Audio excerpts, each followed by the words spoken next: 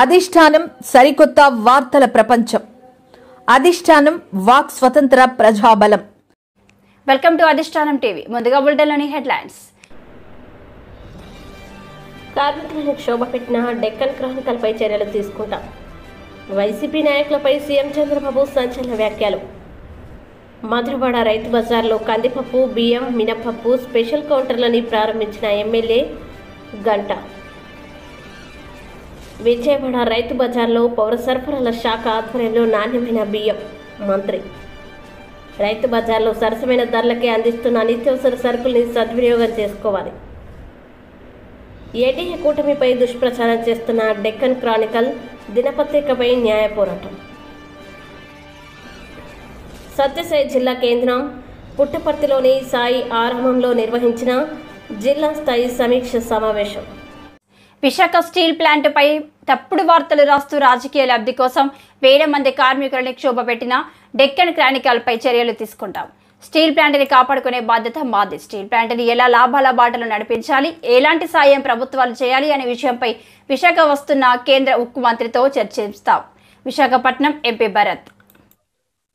మీకు ఏదన్నా ఆధారం పబ్లిక్ గా బాబు గారు, లేకపోతే ఇక్కడ ఎంపీలుగా నేను, లేకపోతే అనకాపల్లి ఎంపీ రమేష్ గారు, లేకపోతే ఇక్కడ ఎమ్మెల్యేలు పల్లా శ్రీనివాస్ గారు, పంచకల్ రమేష్ గారు ఏదైనా వచ్చి ఎప్పుడన్నా ఎక్కడ అన్నారా?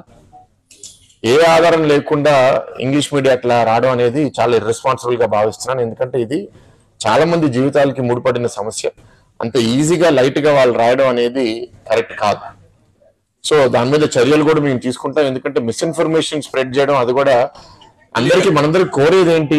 స్టీల్ ప్లాంట్ కాపాడుకోవాలి, ఇక్కడున్న కార్మికులకి, నిర్వాసితులకి అందరికీ జస్టిస్ జరగాలని మేము అనుకుంటుంటే దీన్ని ఎట్లా డీవియేట్ చేయాలి, ఎట్లా పొలిటికల్ గా పాయింట్స్ కొట్టాలి. వాళ్ళు పవర్ లో ఉన్నప్పుడు 5 ఏళ్ళు చేయలేకపోయారు, ప్రతిపక్షంలో ఉన్నప్పుడన్నా మా పని మమ్మల్ని చేయనివ్వచ్చు కదా. ఇవాళ బాగా రివ్యూ చేసామండి. వాళ్ళని కోరింది కూడా ఏంటంటే లాభాల లోపలికి స్టీల్ ప్లాంట్ ని ఎట్లా తీసుకుని రావాలి, ఆ విధంగా మనం ఎట్లాంటి సహాయం రేపు కేంద్ర మంత్రి మనం అడగాలి.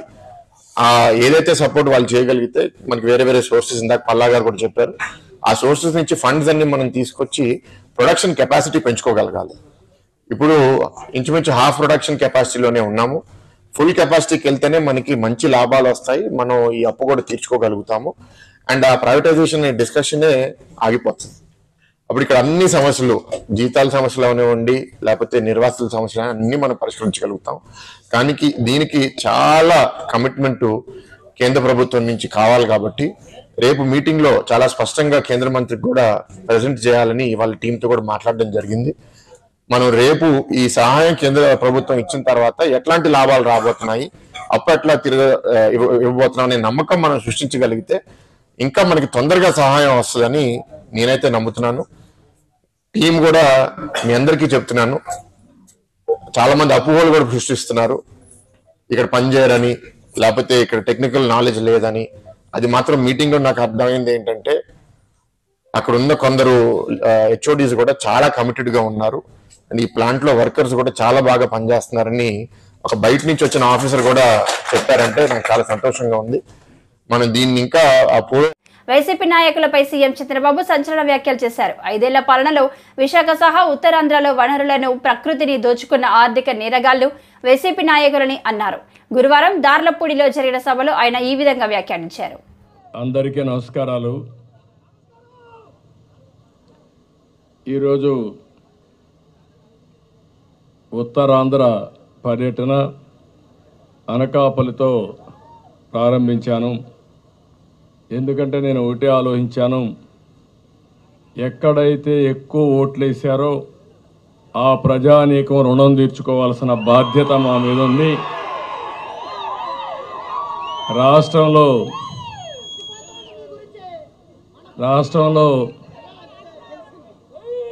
ఎక్కువ ఓట్లు పడిన ప్రాంతం ఈ ప్రాంతం ఎక్కువ పడింది. ఈస్ట్ గోదావరి, వెస్ట్ గోదావరి తర్వాత విశాఖపట్నం అయితే 5 లక్షల ఓట్లు పడ్డాయి. ఒక్కొక్క నియోజకవర్గంలో 70-80 వేల ఓట్లు పడ్డాయి.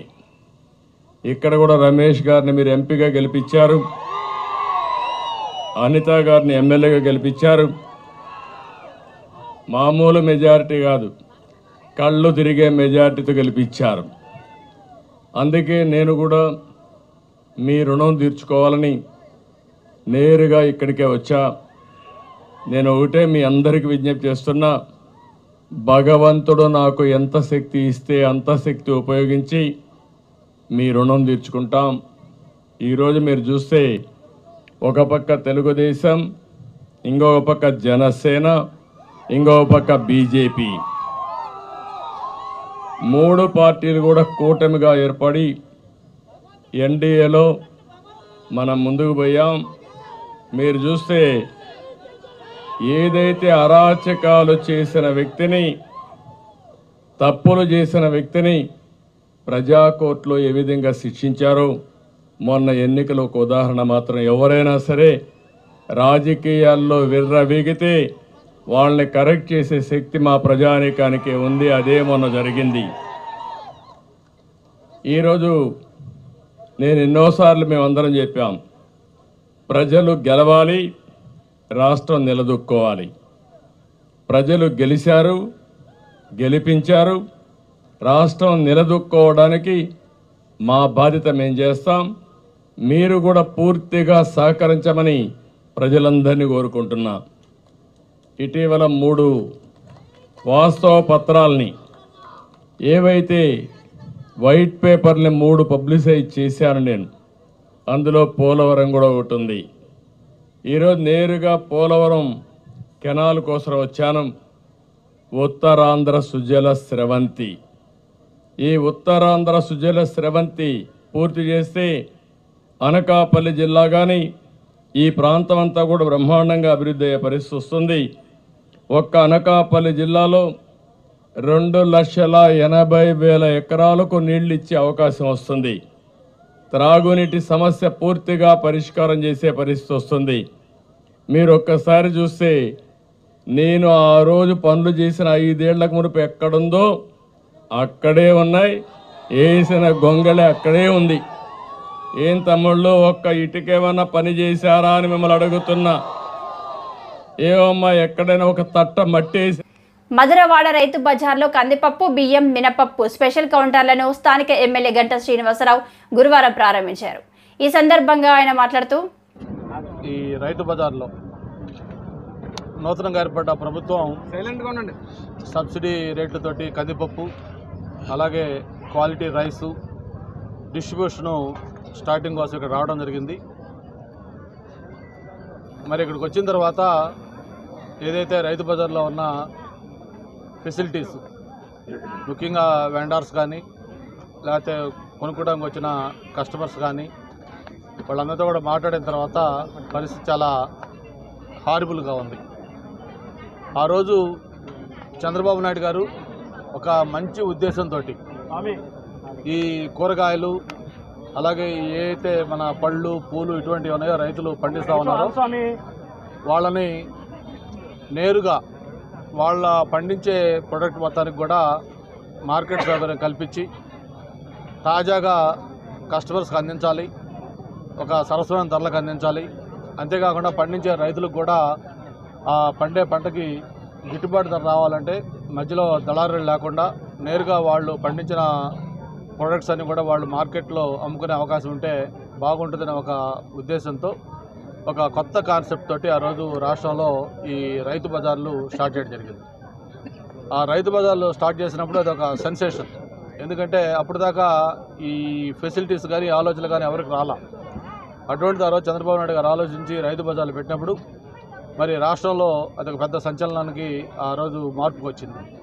మరొక విశాఖపట్నంలో చూస్తే దాదాపు 13 రైతు బజార్లు, మన ఎంఈపీ కానీ సీతమ్మధర కానీ అవైతే కోట్లలో ఈరోజు రైతు బజార్లలో గోపాలపట్నం, గాజువాక, కేపల్లి మొత్తం 13 ప్లేసుల్లో ఉన్నాయి మనకి ఈ దీంట్లో. అట్లాగే మధురవాడ మనకు ఉంది. ఇట్లాంటివి చేస్తే ఇట్లా కానీ సరైన ఫెసిలిటీస్ అవన్నీ కూడా కల్పించాల్సిన అవసరం ఉంది. ఇక్కడికి వచ్చిన దగ్గర కూడా చూశాను నేను, లోపలికి ఎంటర్ కావడానికి కూడా అప్రోచ్ ఏదైతే ఉందో అది కూడా యాక్చువల్గా విశాలంగా ప్లేస్ ఉండాలి. ప్లేసే తక్కువ ఉంది. ఆ ఉన్న ప్లేస్లో కూడా రోడ్డుకి అటు ఇటు రోడ్డు మీద కొన్ని షాపులు లాంటి చిన్న చిన్న వెండర్స్ పెట్టుకొని వాళ్ళు కూడా వాళ్ళ డైలీ దీనికోసం వాళ్ళు చేస్తూ ఉన్నారు. ఎస్పెషల్లీ ఆదివారం లాంటి రోజు అయితే లోపలికి రావాలంటే వాళ్ళు చెప్తున్న మాట ప్రకారం 2-3 గంటలు టైం పడుతుంది లోపలికి రావాలంటే అని చెప్తా ఉన్నారు. సరే లోపలికి వచ్చిన తర్వాత పని ఫెసిలిటీ చూద్దామంటే ఈరోజు మనం ఏదైతే బియ్యము లేకపోతే కందిపప్పు ఓపెన్ చేయాలనుకున్నామో లోపల చిన్న రూమ్లో పెడితే ఆ రూమ్లో పవర్ కూడా లేదు. సరే ఇన్ఛార్జి కొత్త అతను ఈరోజు నేను వచ్చాను సార్ నాకు తెలియదు అన్నాడు. దిగులుగుండి అతనికి ఏదో సెలవులో ఉంటే అతను కూడా ఐడియా లేకపోయింది. బట్ ఏదైనా ఫెసిలిటీస్ వైజ్ అలాగే ఆ రైతులతో మాట్లాడుతూ ఉంటే ఎవరైతే వెండర్స్ ఉన్నారో వాళ్ళు చెట్ల కింద అలాగే చిన్న చిన్న ప్లాస్టిక్ కవర్లు వేసుకుని దాని కింద వాళ్ళు ఎండకి వానకి తడుస్తూ ఏదో దైవాదినలాగా వాళ్ళందరూ కూడా వాళ్ళ వ్యాపారాలు సాగిస్తూ ఉన్నారు. మరి ఒక పక్క ప్రభుత్వం ఉద్దేశం అయితే రైతులకి అలాగే వచ్చే ఖాతాదారులకి అందరూ కూడా మంచి బెస్ట్ ఫెసిలిటీస్ తోటి వాళ్ళకి ఈ సౌకర్యాలు కలిగించాలనే ఉద్దేశం ఉన్నప్పుడు కూడా ఆచరణలో కొంత అది జరగట్లా. మరి గతంలో నేను ఇక్కడ ఎమ్మెల్యేగా మంత్రిగా ఉన్నప్పుడు ఈ రైతు బజార్కు సంబంధించి అప్పుడు చాలా ఫెసిలిటీస్ ఏర్పాటు చేస్తాం. ఈ 5 ఏళ్లలో వైఎస్ఆర్ ప్రభుత్వం వచ్చిన తర్వాత దీని మీద ఏమాత్రం కూడా పురోగతి లేదు. ఇక్కడ ఒక చిన్న కొత్త ఫెసిలిటీస్ కూడా లేకపోగా ఏదో మూలిగా నక్క తాడుకాయ పడ్డట్టు వాళ్ళకి అదివరకు ఏదో ఫ్రీగానో లేదా నామినల్గా ఉన్న దీన్ని రెంటల్ పెంచి దాదాపు 1000 రూపాయల నుంచి 8000 రూపాయలు కూడా ఆ అమ్మే వస్తువులు బట్టి ఆ ఉండే ప్లేస్ని బట్టి వాళ్ళు రెంట్లు కూడా పెంచి వాళ్ళ మీద మళ్ళీ భారం మోపారు. ఒక పక్క ఫెసిలిటీస్ క్రియేట్ చేయకపోగా మరో పక్క భారం పెంచారు. ఇప్పుడు వాళ్ళతో మాట్లాడుతుంటే వాళ్ళందరూ కూడా చెప్పేది ఒకటే, సార్ మాకు కనీసం బేసిక్ ఫెసిలిటీస్ లేవు, దానితో రెంట్లు పెంచారు. విజయవాడ రైతు బజార్లో పౌర సరఫరాల శాఖ ఆధ్వర్యంలో నాణ్యమైన బియ్యం కందిపప్పు తక్కువ ధరలకు ప్రజలకు అందించేందుకు ప్రత్యేక అమ్మకాల కౌంటర్ ప్రారంభించిన రాష్ట్ర ఆహార పౌర సరఫరాల శాఖ మంత్రి నాదెండ్ల మనోహర్. సమాజంలో మీకు ఉంటుంది, ఇదో కుటుంబ సమస్యగా మీరు కూడా భావించాలి. ఎందుకంటే ప్రతిరోజు ధరలు విపరీతంగా పెరిగిపోతున్నాయి. కందిపప్పు 181 రూపాయలు కిలోకి అమ్ముతున్నారు మార్కెట్లో. సామాన్యులు పాపం చాలా ఇబ్బంది పడుతున్నారు. వాటి గురించి చర్చించినప్పుడు వాళ్ళందరూ కూడా పెద్ద మనసుతోటి రాష్ట్ర వ్యాప్తంగా ఒకే ధర అందించాలనే ఒక ఆలోచనతోటి ఒక 4 రోజులు కసరత్తు చేసి మా అధికారులంతా ఈ రోజున సుమారు 284 అవుట్లెట్లలో ఈరోజు కందిపప్పు ప్రతి వినియోగదారుడికి కేవలం 160 రూపాయలు కిలో చొప్పున అందిస్తున్నాం. అదేవిధంగా సూపర్ ఫైన్ రైస్ క్వాలిటీ 49 రూపాయలు కోటి, 48 రూపాయలు కోటి. ఆ రైస్ కూడా ప్రతి ఒక్కరికి అందుబాటులో ఉంచేటట్టు రోజుకి 391 క్వింటాళ్ళు మెట్రిక్ టన్నులు దాదాపు మాకు ఉన్న స్టాక్ని మేము బేస్ చేసుకుని రాష్ట్ర వ్యాప్తంగా ఈ రోజున 125 క్వింటాళ్ళ కందిపప్పు ప్రతిరోజు అందుబాటులో ఉంచేటట్టు మేము ఒక నిర్ణయం తీసుకుని వినియోగదారులకు అందిస్తున్నాం. వీటితో పాటు మేము రాబోయే రోజుల్లో ఖచ్చితంగా వీళ్ళందరికీ కూడా పంచదార కానివ్వండి, కందిపప్పు కానివ్వండి, రాగి కానివ్వండి, మిల్లెట్స్ కానివ్వండి, ఇవి పంపిణీ చేయాలని ఒక ప్రణాళిక సిద్ధం చేసుకుంటున్నాం. మనస్ఫూర్తిగా ఈ పండగ వాతావరణంలో ప్రతి ఒక్కరు పాల్గొనాలని గౌరవ శాసనసభ్యులు ఈరోజు ఏ విధంగా ప్రసాద్ గారు వచ్చి ఈ కార్యక్రమాల్లో పాల్గొన్నారు, జిల్లా యంత్రాంగం అంతా కలిసి వచ్చిందో కలెక్టర్ గారికి వాళ్ళ సిబ్బంది అందరినీ జిల్లా యంత్రాంగానికి మనస్ఫూర్తిగా నేను ధన్యవాదాలు తెలుపుకుంటున్నాను. ఈ కార్యక్రమాల్లో పాల్గొనాల్సిన బాధ్యత మనకి ఎందుకు ఉందంటే రైతు బజారుల్లో ఈ పంపిణీ చేస్తున్నప్పుడు మనందరం కూడా ప్రజాప్రతినిధులుగా ప్రజలకి అర్థమయ్యే విధంగా తెలిసే విధంగా అందరూ కూడా ఈ సౌకర్యాన్ని ఉపయోగించుకునే విధంగా ముందుకు రావాలి. సో ఈ కార్యక్రమాల్లో పాల్గొని విజయవంతం చేసినందుకు మమ్మల్ని ఆహ్వానించినందుకు పెద్దలు గద్దె రామ్మోహన్ గారికి అదేవిధంగా ఇక్కడ ఉన్న పార్టీ నాయకులందరికీ కూడా మనస్ఫూర్తిగా నేను ధన్యవాదాలు తెలుపుకుంటున్నాను. భవిష్యత్తులో మేము చేయబోయే కార్యక్రమాల్లో రైతుకి ఖచ్చితంగా న్యాయం జరుగుతుంది, వినియోగదారుడు కూడా అదేవిధంగా సరైన ధరల్లో నాణ్యమైన సరఫరా చేసే విధంగా సరుకులన్నీ కూడా మేము అందిస్తాం.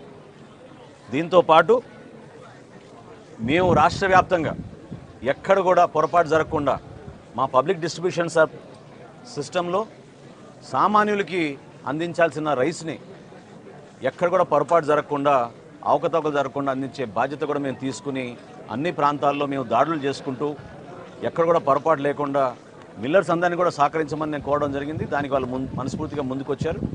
సో ఆ విషయం కూడా మీ అందరితో కూడా ప్రస్తావిస్తూ మేము గతంలో చేపట్టిన కార్యక్రమాలన్నింటినీ కూడా కేవలం ప్రజల కోసం మా ప్రభుత్వం గౌరవ చంద్రబాబు నాయుడు గారి నాయకత్వంలో ఖచ్చితంగా సంక్షేమ ప్రభుత్వంగా పేదలకి అందుబాటులో ఉండేటట్టు ఒక పండుగ వాతావరణం తీసుకొచ్చే విధంగా మేము ముందుకెళ్తున్నాం. దానికి మీరు అందరూ కూడా సహకరించమని మనస్ఫూర్తిగా కోరుకుంటున్నాను. సార్ ఇంకా ఈ నంబర్స్ ఏమైనా పెరుగుతాయా? స్టాల్స్ నంబర్స్ పెరుగుతాయి అంటే మొదటి రోజు కదండి, ఈ రోజు ఉన్న స్పందన చూసి ప్రతి ఒక్కరు కూడా చాలా ఆశ్చర్యపోతున్నారు. ఇప్పుడే నేను ఎమ్మెల్యే గారితో కూడా నేను మాట్లాడినప్పుడు అదే అన్నాను, రైతు బజార్లో ఈ విధంగా స్పందించడం అనేది చాలా గొప్ప విషయం. 284 అవుట్లెట్లు ఈరోజు ప్రారంభించాం. ఇది కేవలం రైతు బజార్లే కాదు, మన రాష్ట్రంలో ఉన్న హోల్సేలర్స్ అందరూ కూడా, రీటైలర్స్ అందరూ కూడా ఇదే ధరకు అమ్మాలనే ఒక నిర్ణయానికి వచ్చాం. సో పెద్ద పెద్ద రీటైలర్స్, డీమార్ట్ కానీ, రిలయన్స్ కానీ, ఉషో రైతు బజార్లో సరసమైన ధరలకే అందిస్తున్న నిత్యావసర సరుకులను సద్వినియోగం చేసుకోవాలని ఎమ్మెల్యే విజయలక్ష్మి అదితి గజపతిరాజు సూచించారు.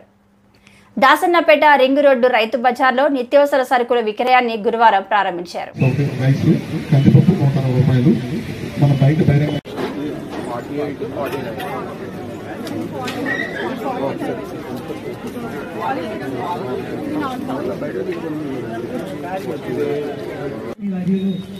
చంద్రబాబు నాయుడు గారు ఎప్పుడు ప్రజలకి అందుబాటులో ఉండే విధంగా సరుకులు అందించాలనే ఉద్దేశంతో మంచి మంచి ప్రోగ్రామ్స్ చేస్తున్నారు.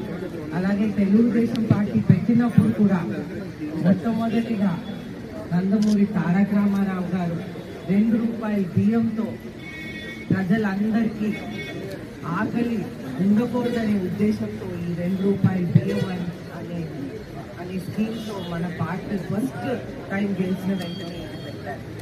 అయితే తెలుగుదేశం రచించిన రోజు నుంచి కూడా నందమూరి తారక రామారావు గారు మొత్తం భారతదేశంలోనే మొట్టమొదటిసారిగా సంక్షేమం అనేది ప్రజలకి అందించారు.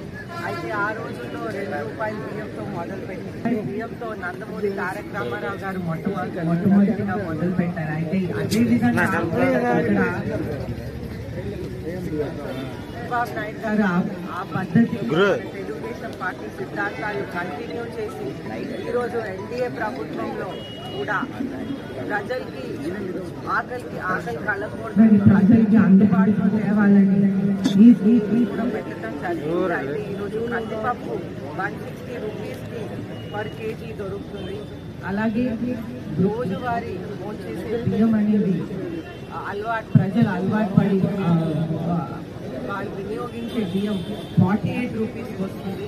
అలాగే ₹49కి స్వీట్ రైస్ అనేది రైతు బజార్లో, అలాగే ఇంకొక 2 చోట్ల కూడా పెట్టారు. అలాగే వాల్మార్ట్, డీమార్ట్ కూడా అదే ప్రైస్కి కూడా ఇస్తారనేది చాలా సంతోషదాయకం.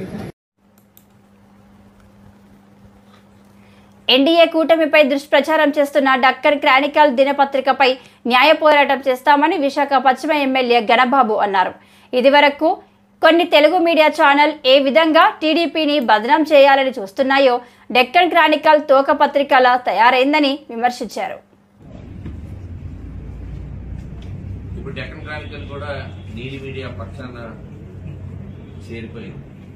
ఇప్పటి వరకు సాక్షి, ఎన్టీవీ, TV9 ఒక స్టాండ్ తీసుకొని ఏ రకంగా తెలుగుదేశం పార్టీని, ప్రభుత్వాన్ని బదనాం చేస్తూ ఉన్నారు, అదేవిధంగా ఈరోజు డెక్కన్ క్రానికల్ కూడా హక్కును చేరటం,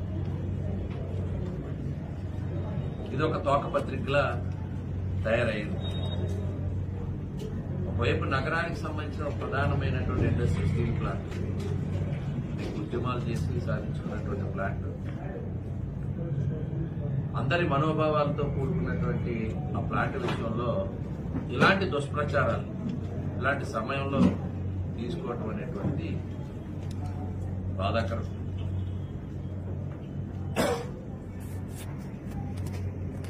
మొన్నటి వరకు కూడా జగన్ రెడ్డి కంపెనీలో ఉద్యోగిగా పనిచేసినటువంటి వంశీ ఇప్పుడు డెక్కన్ క్రానికల్లో చేరటం వల్ల పట్నాయక్ పేరుతో ఒక వార్త ఈరోజు రావడం జరిగింది డెక్కన్ క్రానికల్లో. వారిని అడ్డం పెట్టుకుని ఈ వార్తని ప్రచురించినట్టుగా మనకి స్పష్టంగా కనబడతాం. ఎందుకంటే న్యాయపరంగా కూడా, ప్రభుత్వ పరంగా దీనిపైన డెక్కన్ క్రానికల్ పై న్యాయ పోరాటం కూడా చేయడం జరుగుతుంది.